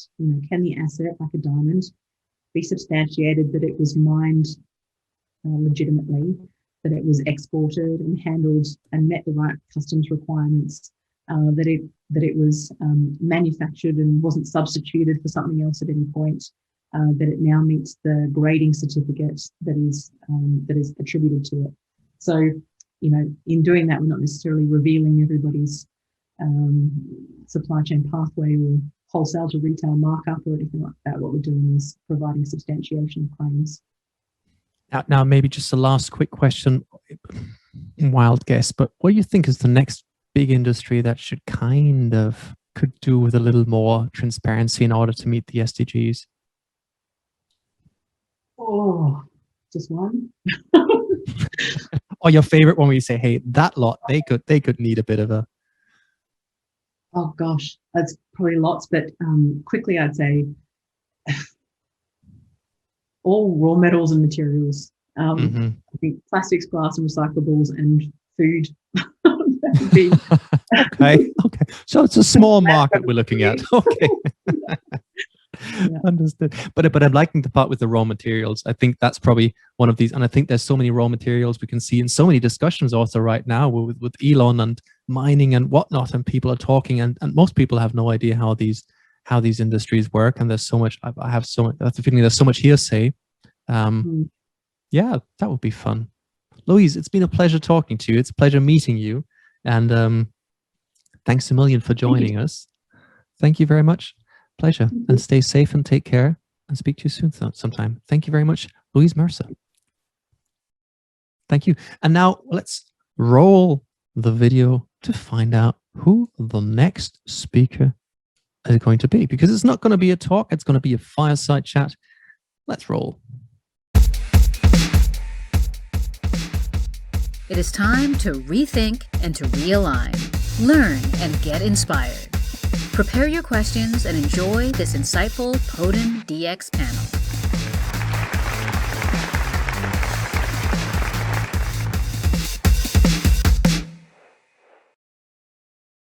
That's right. We have a panel, and we will be talking about the business models of the future. And with me is, and I hope I kind of get your surname right. I'll try, and you give me a 1 to 10. How close I got? So it's Sia Hushanya. Oh, wow. That was an 8, I think. Really? Even a 9, maybe. Yeah, Danielle, you did well there. give us a 10. How's it 10? Hushangnya. Hushanya. Yeah, it's almost what you said, I think. It's pretty much the same. but how often does it happen that people are like, it's Sia, and then... Oh, yeah. Like the first name is quite easy, so at least my parents were kind enough to give me a short first name, but the surname... It's usually very frequent that people get it wrong. I understand. But that's a fun story. It was always a good icebreaker. So you're partner at Seed Camp. Now, I think 99% of our audience knows what Seed Camp is. However, for the 1% have no idea what Seed Camp is, just tell us briefly what you guys and girls do. Sure. So Seed Camp is an early stage software fund. So we look to write that first check of investment in the companies of ambitious founders from Europe that very much want to build global businesses. We have now backed close to 400 companies over the past 14 years. And among those ones, you have the likes of UiPath, TransferWise, now called Wise, Revolut, Hopin, SoRare, WeFox, and many others. That's mighty impressive. So basically, I think this can be a very short talk because basically I'm assuming you guys and girls have like a, how should I say, a glass ball somewhere, which you kind of look at and like, got it. We'll take them, and them. And that's probably your process. Yeah, we wish we had that, but no, the chance we have is that we are in a pretty unique position where we get a lot of inbound deal flow. And so every year we have the chance to have close to 5,000 companies that basically submit their details to us. And we review every single of those pitches. And it's true that given the focus on that very first check, we can often invest in new trends slightly ahead of their time. And so that's what also makes this job so exciting, I would say, the fact that we have this glimpse of what the future could look like. Now tell me, what I'd like to find out, because today we're going to be talking about the business models of the future, which is kind of a nice way for basically saying, so what's the next big thing? And what I find so interesting is obviously the world has been shaken by the COVID pandemic. It still is. There's still a lot of countries which are just about peaking and not even close to that.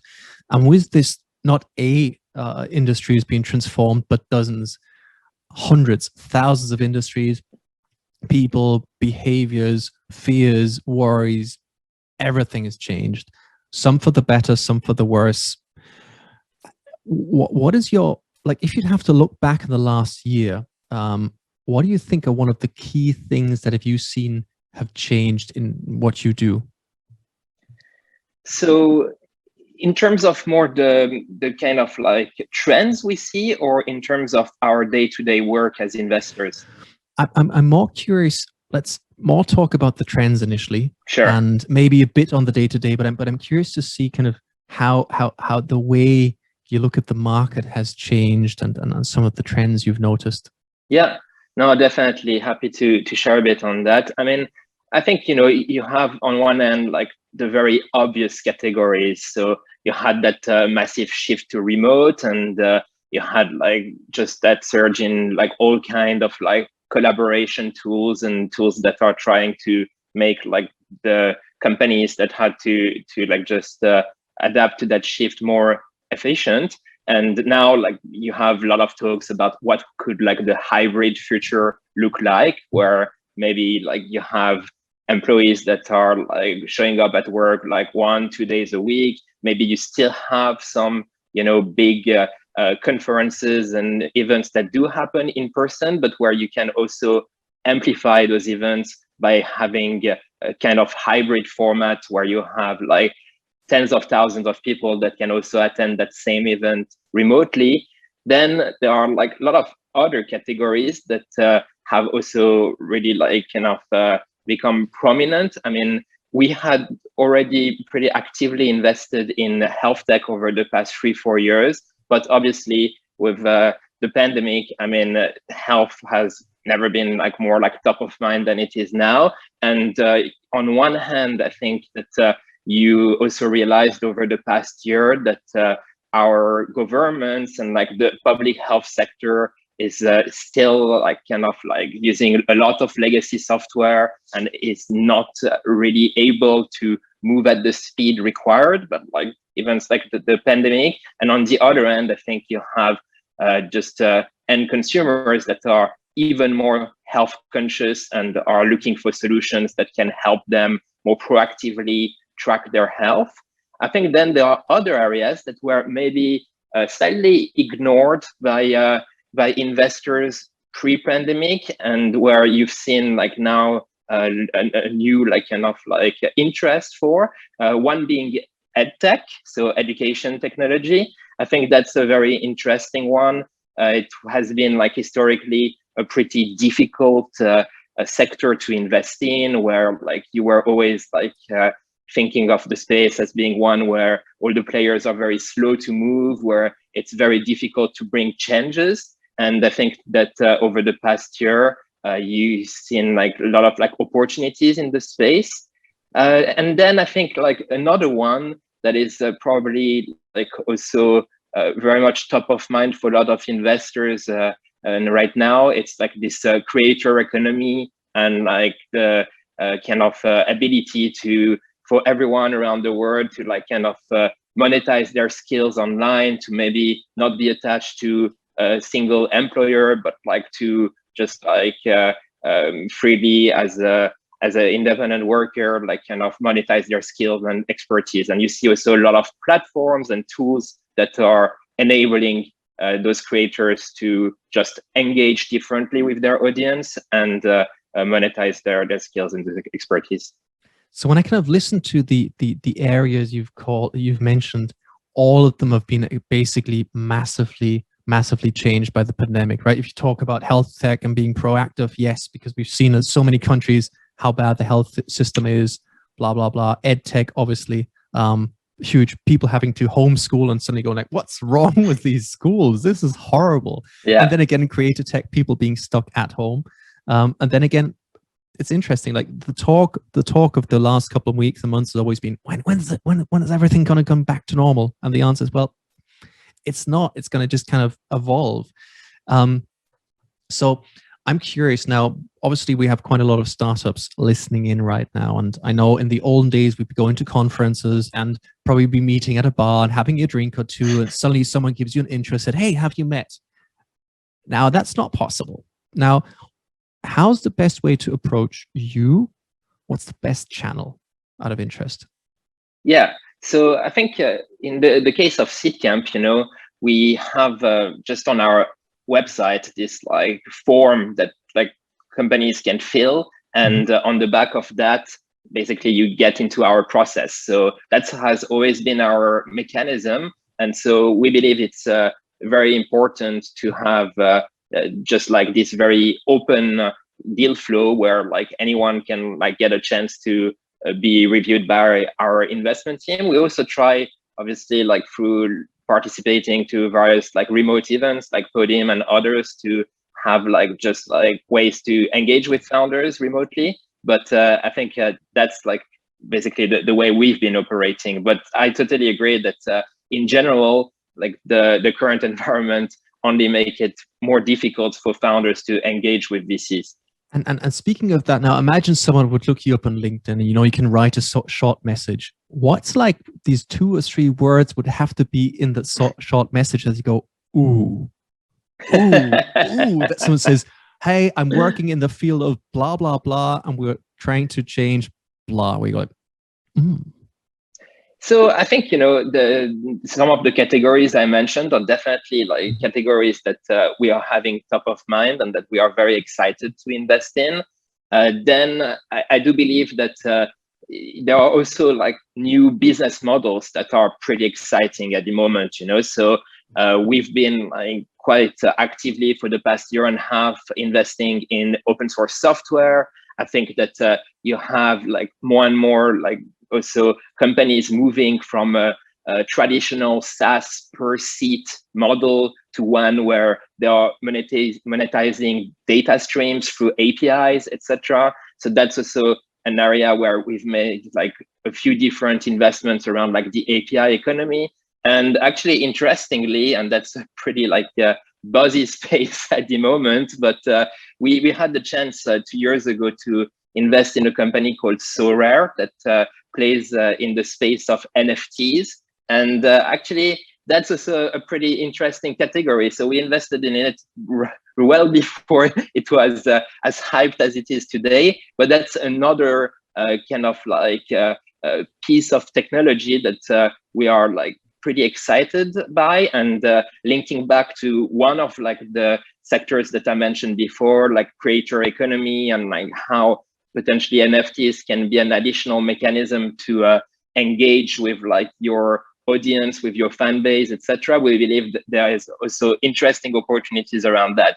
And I mean, the last one that I actually ignored before, but is obviously a pretty significant one. And I do believe that maybe the pandemic also played a role in like kind of realizing like the impact that like just like our normal like kind of way of life has on our planet. It's like just more generally companies that do kind of have let's say like would like broadly like kind of fit into like the sustainability category, and do like take into consideration the fact that there are more and more consumers that are much more like environmentally conscious. And I think there are also a lot of opportunities around that. So I know that wasn't like maybe the short answer you were looking for, Daniel, but I'm just trying to throw a few of like the concepts and categories that get us excited right now.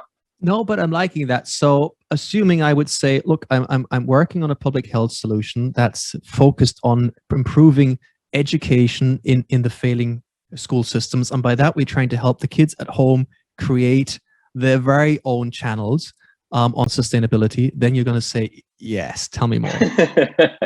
Yeah, I think, using NFTs. So, I mean, I think the goal is obviously not to just like kind of add the maximum number of like buzzwords to your like pitch, but I think those are some of like the pieces of technology, of like the business models, of the categories that we are definitely very keen to invest in. Now tell me, very often when I speak to investors, a lot of them said, look, it's very much about liking the other side, liking the teams you're working with, and then again of having really deep domain knowledge. That's something that excites me when I consider investing in early stage startups. And I find it harder and harder to assess domain knowledge and likability via a Zoom call. I mean, obviously, if you get on kind of well, but how have you changed some of your processes in this? Yeah, it's actually like one of like the main challenges we had to kind of like adapt to over the past year and a half. I mean, we've made I think close to 40 investments since the start of the pandemic, and all of those have been done remotely. And it's true that one of the key things we look for when we invest is this concept of founder market fit.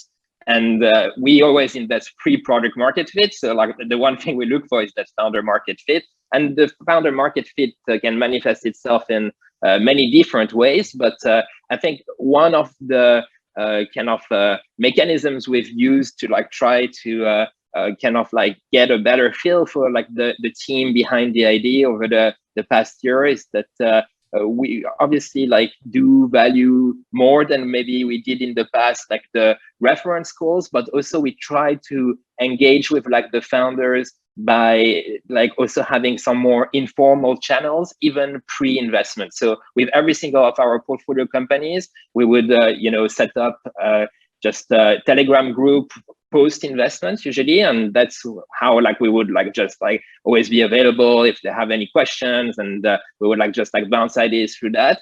And what we've changed over the past year is that we actually set up those groups when we are maybe like following the first meeting where we already have an interest in engaging further with the company. We would like just like set up those groups because they allow you to have like this slightly like more informal chat with the founder that you would usually have when you would like meet him in person, maybe in the minutes that precede or that just come after the meeting, and that unfortunately you don't have in this remote environment. So those are like some of like the small tricks, let's say, that we've used to still like try to get a good feel for who are the people behind the business. But it's a challenge.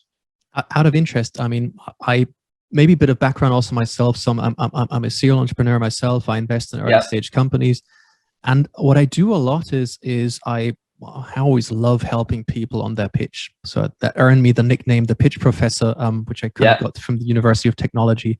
And the thing is, I've found out is that a lot of teams nowadays have to pitch via video. And I find that pitching via video is even more difficult for the introverts and for the ones who don't like having cameras, lights. It's, you know, on stage, you kind of see the people and say, look, come on, let's start with the Q&A. Let's have a chit chat. Let's have a beer. What are some of the tips, or what are some of the things you look out for the ones who are not outgoing, who don't have an amazing setup, who are shy but still have incredible domain know-how? Yeah. What do you do? Yeah, so I think you know, there is like the actual live pitching when you're on the call, but there is also what you can do before and after. And we've seen companies over the past year like being very smart about it, you know, like kind of, for example, sending us a Loom narrated pitch or a Loom narrated product demo. And those are really useful even to like just like see like the way like the founder, when he's not like distracted by all our questions, would just like present the opportunity. But they also make our internal work easier, because obviously you then like take those like investment decisions, etc., as a team, and you can share that internally, and like it gives like a good feel for what the opportunity is to your colleagues, etc. So that's helpful. Then I think on the actual call, I mean, it's good to like come with an agenda. You know, there might be like a few key points that you want to hit, and you need to make sure that in what might just be like a half an hour conversation, that you cover those like key points. I do think also that back to like the kind of like importance of like team dynamics, etc., just like kind of making sure that you don't speak over each other as founders, etc., is absolutely crucial, because that can happen so easily in a kind of you know, Zoom pitch session. And I mean, just like the issue is that investors will like overread into that. They might be like, oh, like, dude, like those founders respect each other. It's like this founder, like basically the one like that is always like kind of talking over his like colleagues, etc. So make sure to not get those like basics wrong, and to, I think, come prepared, and also invest a bit in like the material that you can send before, after the pitch. I think those are things that definitely help with like the entire like remote pitching experience. I'm liking what you're saying, and specifically also the team dynamics. So basically saying, have clear roles. So if you ask a tech question, have the CTO answer. If you ask an economical, that's a good one. And it's something that's often overlooked, right? Yeah, and it's small things, you know, and we actually ourselves had to raise money during like the first few months of the pandemic for our new fund. And even like small things, like, you know, when there are like transitions from one person to the other, just saying that you want to add to like the point that like your colleague made before, etc., in a nice way, rather than just like jumping in with like cutting him. And those things help. It's just like the small details that I think in a remote setup become even more important. I'm curious. Obviously, a lot of your line of work, especially if it's seed investments, is about doing something that's going to impact in 1 year, 2 years, 3 years, 4 years, 5 years. Now, I think a lot of the world right now is just reacting to the crisis and reacting to the change. But I'm quite curious. I always like that one question: what is it we're missing? What is it we're missing between the lines that's going to be super interesting in 3 years and 5 years and 7 years? Where we should start building now, or we should start adapting our business models now, because a certain consumer behavior or consumer demand is going to shift in that way. And I'm just curious, what's your gut feeling? What are we missing? It's an excellent question. I mean, I think that there are like a lot of things that are still unknown at this stage, and it's very difficult to kind of like build something that will be for sure like future proof.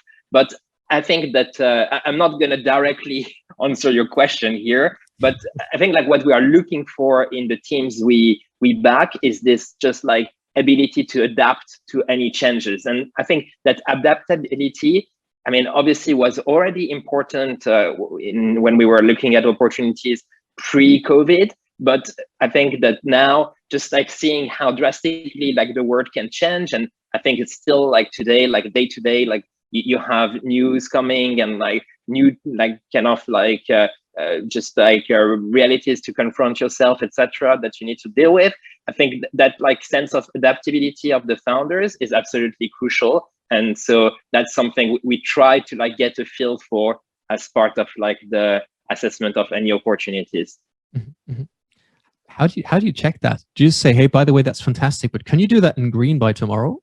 Or how yeah, do you check it's a good question. I think that especially at the stage we invest, it's tricky because you only have maybe that team having worked on like the opportunity for like the past 3, 4, 6 months. But the reality is that quite a lot happened over the past like 3, 6 months or 1 year, and so just even understanding like the way like they've been like kind of thinking about like committing like for like the next few years to this opportunity in such a changing environment, how they've been like thinking about like their model here, and sometimes even like going back into like their past experiences and like in like situations where like they had to adapt quickly to change. Those are like just elements that can help get a feel for that. And sometimes also like those like reference calls and others can like give another like look at like the way this person deal with like constant changes, etc. But yeah, it's definitely not an exact science, and it's definitely one of the challenging things to assess. No, but it's a great answer. Now, just out of interest, what's the number one bullshit word you can't hear? The number one bullshit word that I can't hear. I think is there like one thing that really like turns me off? It's a good question. I mean, I don't think there's like that one thing that like really like turns me off in a pitch. I think just like in general, like the whatever you go into, and I mentioned before, like for example, like NFTs and like other areas that are pretty hyped. I mean, what we hate is like when we start to get to feel that like the team is not here for like the right motives, and that there is a sense of like just making a quick buck because like they might have not like had an history of like building in the space, and they just like 3 months ago read some articles and decided to like build like something with like that new piece of tech. Or let's say like, for example, sometimes with like some of like the business models I mentioned before, or like the novel like technologies, even like GPT-3, etc., you have the impression that you have like teams that are just like kind of like throwing like that like buzzword into like their value proposition. And actually like the kind of core value prop would have been like really interesting, but like because like they are just like in a kind of like nonsense way, like throwing a kind of NFT or like kind of GPT-3 angle to it, it start to like look less, let's say like honest and a bit opportunistic. I just have to jump in there. I'm liking it. I mean, for me, it was like 2 years ago, blockchain. Whenever someone said blockchain, we're like, oh, go away, go away. It was like, we're doing a blockchain for the blockchain on the blockchain. Like, dude, no. But GPT-3, you just mentioned that. And this is something, that was buzzing on Twitter a couple of months back. And I think there were a lot of people who were like, what does that mean? And others were like, if you're a developer, you won't have a job in 5 years. What's your take on that? Is GPT-3 the big disruptor? No, I mean, to be honest, I think it's obviously like a pretty astonishing piece of technology that will have like impact for like, like the decades that come. But I don't think that at this point, like that GPT-3 is in a place to like kind of like move out of jobs, like, thousands of like developers. And I think like also like when it comes to like journalists, etc., I mean, it depends. I think there are like some like very like short like pieces of journalism where you can see like through GPT-3 already like kind of with like just like the key piece of news being like transcribed pretty accurately by like the AI. But I do believe that if you're like going into slightly more investigative like pieces, etc., I mean, you shouldn't like worry too much on that front. We actually have one company in the portfolio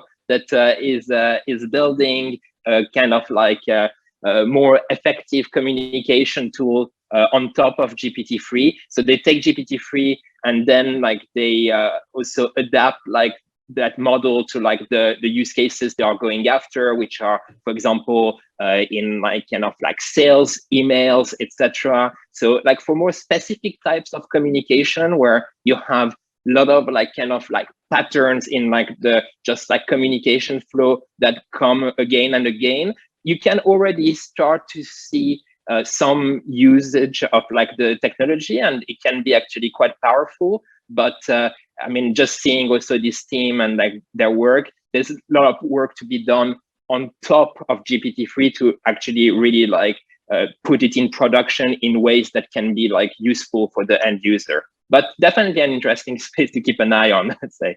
And there's one more thing I want to touch because, well, unfortunately, time is flying. You didn't mention monetizing data streams. And yeah. For me, as someone who strongly believes in data economy, and I think we're just touching the very beginning of understanding data economy, what's your picture on that? Yeah, I think this is like a hugely exciting area for me. I mean, if you think about APIs, those are like a bit like the building blocks of the internet. And I think that more and more companies now have like APIs that you can like tap into. And we actually have several companies that are basically out of like a pretty like kind of messy category. So take, for example, payments, or like then paying API first solutions that try to just like bring like order to like the mess of tools that like the merchant, for example, would use. And we see that also now in other categories, this kind of like API to bring like all like those like different like data streams together and like orchestrate them. That's in general, I think, a pretty interesting investment area. And I think it's just that you see a lot of companies that do realize that they are sitting on incredibly valuable data that they haven't monetized until now. And you start to see also companies that are like basically tooling companies around, you know, just like very easily, even sometimes in a no-code, low-code way, create your APIs, like monetize them in different ways depending on the needs of like your end customer. And I think that's a massive area of opportunity because, yeah, there's like so many companies there that like some of the Fortune 500 companies, etc., that sit on massive repositories of data that so far hasn't been like commercialized, and they haven't thought about it as an opportunity to like just add new revenue streams to their core business, etc. Yeah, I'm totally with you on that. For me, it's always the picture of people sitting on huge amounts of crude oil and they don't even know what to do with it. And they have the oil, someone says, hey, look, it's worth a lot. And they go like, what do I do with it? You go like, you're rich, but how do I sell it? Well, so that's an interesting area to tap into. Look, time's flying. And unfortunately, we're kind of at the end of this little talk. And I'd just like to try and summarize what we just spoke about rather quickly. And you just kind of nod or go like, no, that was bullshit. So we kind of talked that you guys and girls at Seedcamp, you write the first check. That means you have a glass ball to look into the future, which you've done in more than 400 cases quite successfully, which leads that you guys and girls have an inbound deal flow of more than 5,000 deals, which is pretty impressive. And some of the key topics you like was obviously anything along the lines of health tech, public health, government. We talked about ed tech, creator economy, sustainability. We talked a lot about that today as well, that those are some of the key parts. So if you're out there and working on these fields, think about it. Anything remote that changes the world. However, you should only do this if you have a strong founder market fit. And if you do get the chance to have a call, think about your team dynamics. Don't go yabbing amongst each other, and you'll probably be tested for adaptability. And if you do understand a bit how to monetize data, that might be quite strong as well. And do check out GPT-3. Yes. Is that okay? Yeah, you got a lot of nodding from me. So yeah, it was really, really good, Daniel. Thank you very much. It was a pleasure talking to you. And let's see if anyone's going to reach out to you. I think they will. And yeah, hope to meet you sometime in the future. Same. Pleasure. Thank you so much. Thank you very much. Pleasure. Stay safe. Take care. And thank you. Bye-bye. Thank you. Bye-bye. And well, to you out there, it's been a pleasure. This was our first block. We tried to tackle some of the sustainability and green topics, and we learned a lot about the double bottom line.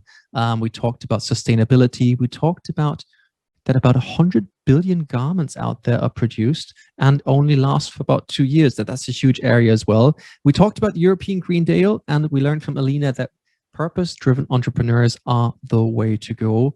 And of course, we learned from Ami that if you want to change the world, make your products beautiful, because that's when people want to like it. And of course, we just had a lovely chat with Sia. So that's our first block.